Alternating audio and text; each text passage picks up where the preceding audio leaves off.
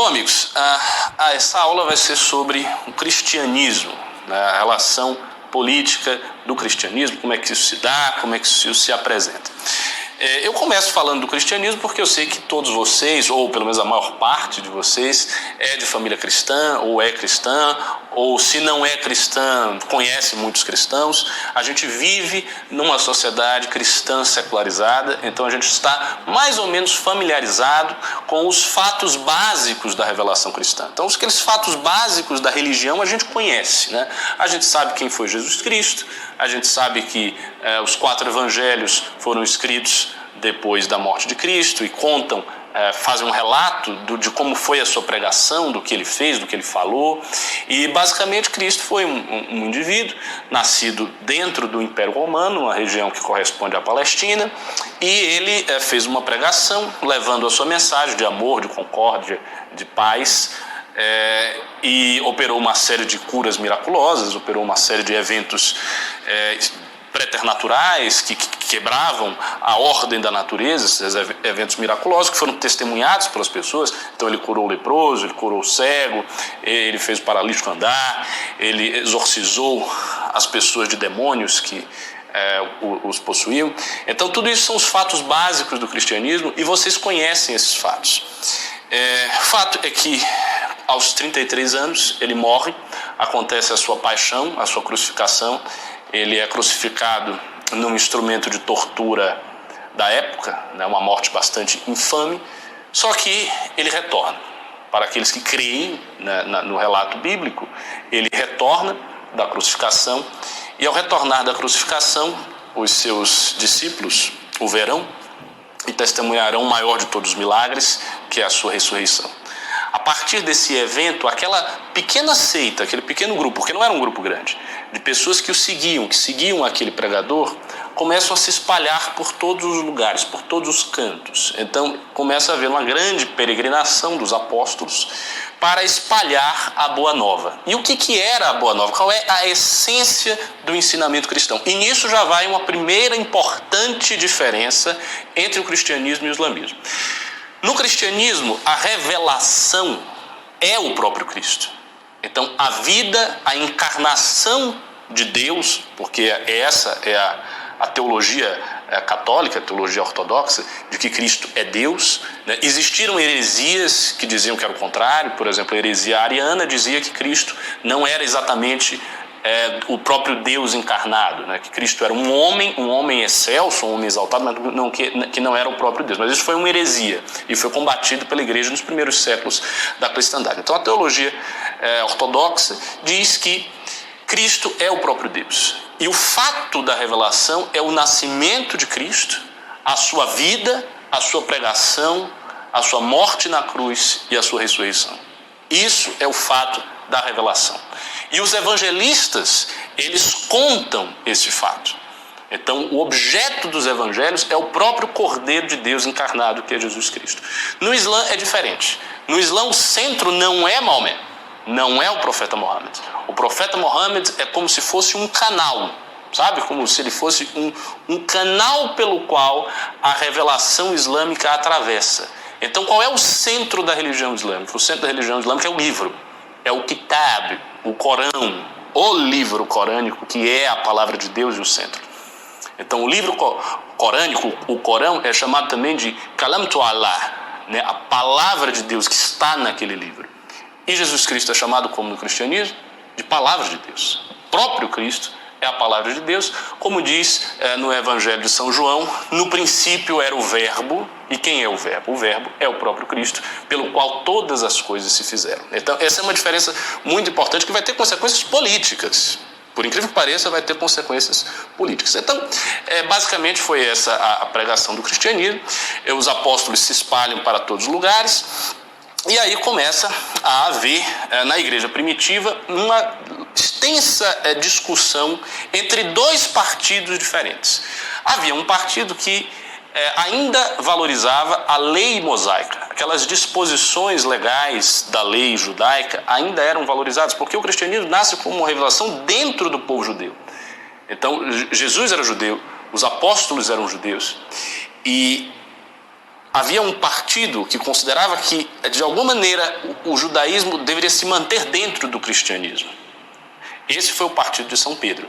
Só que havia um outro partido de São Paulo que dizia que não, né, que a revelação mosaica se chegou ao seu cumprimento, à sua plenitude, à sua perfeição, e que a partir de agora não haveria distinção entre judeu ou gentio. E tem uma frase belíssima de São Paulo que é o seguinte: não, em Cristo, eu não vou citar ipsis literis aqui, que eu não sou pastor, eu não tenho a Bíblia decorada, mas eu vou citar no espírito da letra das palavras de São Paulo. Ele vai dizer mais ou menos o seguinte, que em Cristo não há distinção entre judeu e gentil, entre mulher e homem, entre liberto e escravo. Todos são um em Cristo. Qual é a consequência política disso? A consequência política é que, a partir deste entendimento, como esse entendimento se estabelece dentro da eclésia, da igreja, a religião cristã pode atingir todos os povos. Ela não precisa mais estar confinada ao povo judeu. Porque o que acontece? Embora o Deus Yahvé, o Deus dos judeus, seja o Deus universal, ele seja o Criador de todos os homens, o Criador dos céus e da terra, ele era um Deus que tinha feito uma aliança com um povo. Então, aquele povo específico, os hebreus, o povo judeu, que estava num vínculo espiritual inquebrantável à Sagrada Aliança com Deus. E o que ele deveria fazer nesse vínculo? Ele deveria adorar exclusivamente aquele Deus. Então, todas as vezes que os judeus incorriam em erro e se desviavam deste caminho, a ira de Deus caía sobre eles. Por quê? Porque eles deveriam adorá-lo exclusivamente. Ao contrário de vários outros deuses, dos panteões pagãos, como por exemplo Marduk, da Babilônia, ou Deus Ra, do Egito Antigo, ou Zeus, da Grécia, Júpiter, de Roma, os Devas, do hinduísmo. Ao contrário de todos esses deuses que conviviam com outros deuses num vasto panteão de divindades, Yahvé é exclusivista. Ele é exclusivista e isso caracteriza o monoteísmo. Não há adoração a nada, nenhum outro ser que não seja o próprio Deus. A adoração deve ser exclusiva a Deus. E isso é um traço que distingue os judeus de todos aqueles povos pagãos que estavam ao seu redor e que eram militarmente, socialmente mais poderosos do que os judeus, mas que tinham panteões politeístas. E os judeus não, eles tinham um panteão, quer dizer, não era um panteão, eles tinham um vínculo com um único Deus. Só que era um povo vinculado a um Deus. Qual é a universalidade do cristianismo? A universalidade do cristianismo vem da quebra desse vínculo com um único povo. Porque se o entendimento de São Paulo é correto, se não há distinção entre judeu e gentil, não há distinção de povos para a mensagem de Cristo. Isso significa que a mensagem de Cristo vai poder chegar a todos os povos. Isto significa que a civilização cristã poderá ser uma civilização universal e não restrita a uma determinada etnia ou uma determinada geografia. E isso vai ter consequências sociais óbvias, porque a religião vai começar a se espalhar. Na época da revelação cristã, o Império Romano já estava muito combalido, já não era mais a época de ouro do Império Romano, principalmente conforme o tempo vai passando. Na verdade, quando Jesus Cristo nasceu, ainda era a época de ouro do Império Romano, mas o tempo foi passando e as contradições internas do Império Romano foram se acumulando, então era um império grande demais, era um império que possuía problemas demográficos muito graves, que possuía problemas econômicos, que ali por volta do século III e no início do século IV já não conseguia mais vencer guerras de expansão com facilidade.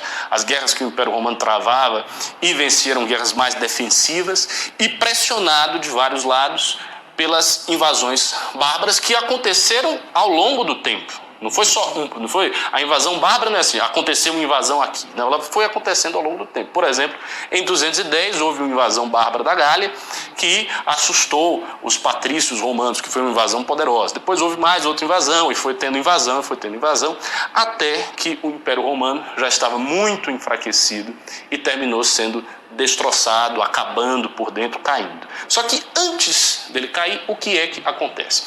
A religião cristã era perseguida em Roma.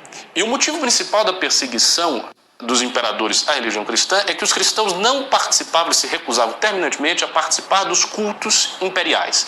Então aqueles cultos ao imperador, porque o imperador tinha uma função religiosa, o imperador tinha o título de Pontifex Maximus, ou seja, ele tinha uma função religiosa, aqueles cultos os cristãos não participavam, eles rejeitavam porque eles eram exclusivistas.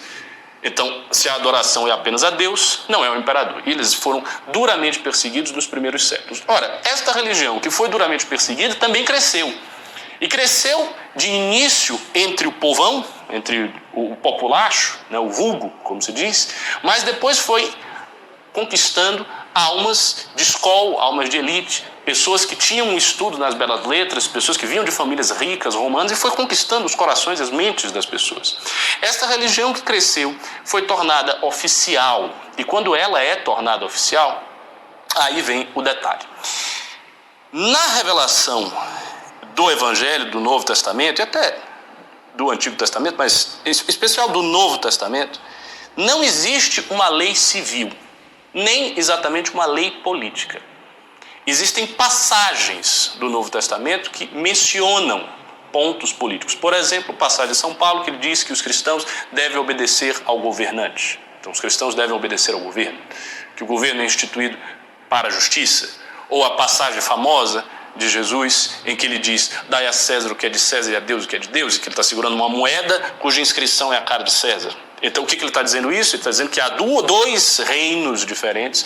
Um é o reino de Deus, que é o reino dele, e outro é o reino terreno, o reino político, que é o reino de César.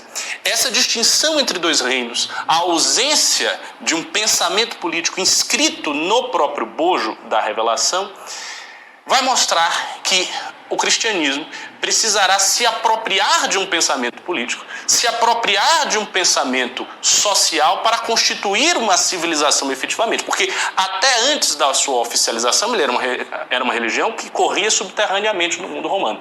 Quando ele se oficializa, não. Ele passa a ser uma religião de Estado. E quando o Império Romano cair, a Igreja Católica passa a ser o veículo, o vaso comunicante da tradição clássica, e é ela que vai prosseguir essa tradição e educar aqueles povos bárbaros, vândalos, godos, ostrogodos, lombardos, que invadirão o Império Romano, que serão educados na doutrina católica. Então, é isso que vai acontecer. E como é que eles fazem isso? De que maneira eles fazem essa apropriação? Pois bem, no início do cristianismo, os primeiros padres, os primeiros teólogos, eles vão se dividir em duas categorias. Vai haver os teólogos que rejeitam a sabedoria pagã, que rejeitam a filosofia por completo. Por exemplo, Tertuliano, Taciano, tempos bem mais tarde, São Pedro Damião. Esses teólogos eles vão dizer, olha, a sabedoria pagã não serve para nada. Ela não serve para nada porque nós temos tudo o que nos interessa para a salvação na revelação cristã. Então basta seguir os mandamentos de Cristo, basta seguir a lição de Cristo, converter os outros pelo exemplo e corrigir-se moralmente que nós temos a salvação e é isso que importa.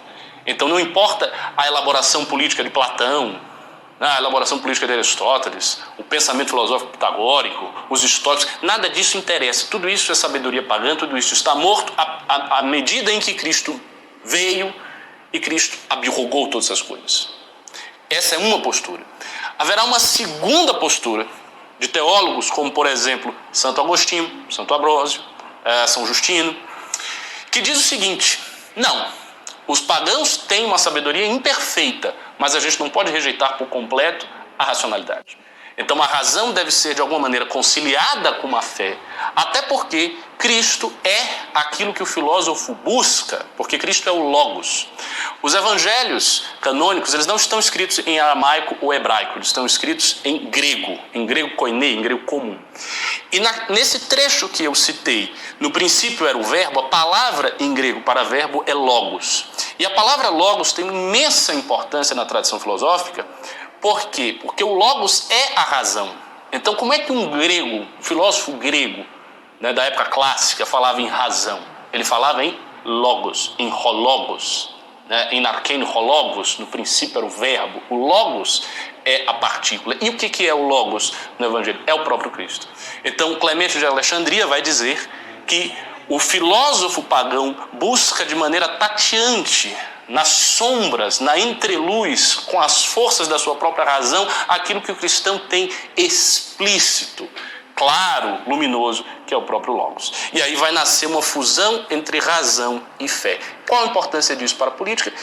Imensa. A importância disso é que a teorização política do cristianismo vai partir da fusão da filosofia e da fé cristã. Ela não vai nascer exclusivamente a partir do Evangelho, porque, como disse, no Evangelho e no Novo Testamento em geral, não há uma lei civil ali, não há um princípio de sociedade política, ao contrário do Corão. E isso é importante, porque o Corão tem. Então, uma reflexão política corânica, islâmica, ela vem do Corão, por completo, não precisa de filosofia nenhuma, e de fato não vai ter. Na formulação da Sharia, da lei religiosa islâmica, a filosofia não entra como componente, mas no cristianismo ela entra. E a primeira grande obra de filosofia política do cristianismo será escrita pelo próprio Santo Agostinho. Será a famosa Cidade de Deus.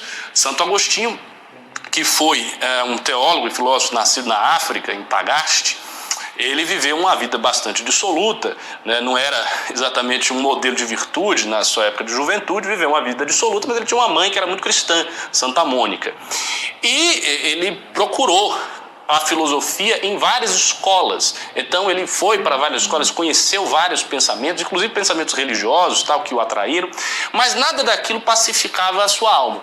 Até que um dia ele começou a ler o Novo Testamento, e ele que já havia lido, mas achava que o Novo Testamento era mal escrito, porque ele tinha como parâmetro as letras clássicas de Cícero, ele se encanta com aquela passagem, aquilo muda completamente a vida dele, ele se converte ao cristianismo e se torna uma das maiores vozes na igreja, na patrística antiga. E o que faz Santo Agostinho? Santo Agostinho viveu na época de turbulência do Império Romano. Essa época que o Império Romano estava caindo, estava sendo destruído, foi a época de Santo Agostinho. Então ele vai escrever a Cidade de Deus para distinguir duas órbitas do mundo. Uma órbita pertence à política. A órbita propriamente política é a órbita terrena. E o que é isso? É a cidade dos homens, onde reina a vilania, o mal, a injustiça, a guerra, a crueza. Esta cidade dos homens terá vários impérios. Esses impérios vão nascer e vão morrer. Vão nascer e vão morrer ao longo do tempo. E nada disso será eterno. Mas há uma outra cidade, que é a cidade de Deus. Cidade de Deus que está encarnada no corpo místico da igreja. E esta cidade é eterna. Quem tem autoridade sobre a cidade de Deus? O Papa. Quem tem autoridade sobre a cidade dos homens? Os governantes temporais. Esta distinção entre duas esferas, que foi teorizada por Agostinho, vai ser, por sua vez, colocada como doutrina política por um Papa chamado de Papa Gelásio. O que o Papa Gelásio vai dizer? Ele vai dizer que existem duas espadas, existem dois domínios da atividade humana. Um domínio da atividade humana se dirige à sobrenaturalidade. Então é o domínio da fé, é o domínio da busca pela salvação. Este domínio, ele está nas mãos da igreja. Então, os poderes temporais, ou seja, os príncipes, os regentes, os imperadores, não devem influenciar nisso aqui. A igreja deve ter uma autonomia para decidir-se em matéria de doutrina, para decidir-se em matéria de fé e dogmática, e deve seguir como se fosse uma instituição paralela, mas, por outro lado, porque os cristãos são imperfeitos e, portanto, eles exigem uma ordem social que os pacifique, haverá o outro lado. Qual é o outro lado? É a espada segurada pelo imperador, segurada pelo príncipe. Essa espada é o símbolo, né, da autoridade política, o símbolo da autoridade terrena. O que importa em enxergar essas duas coisas? Importa o seguinte: todo o pensamento medieval, todo o pensamento cristão, será estabelecido por uma dialética entre esses dois universos, entre o universo da fé da igreja e o universo do mundo terreno e do império.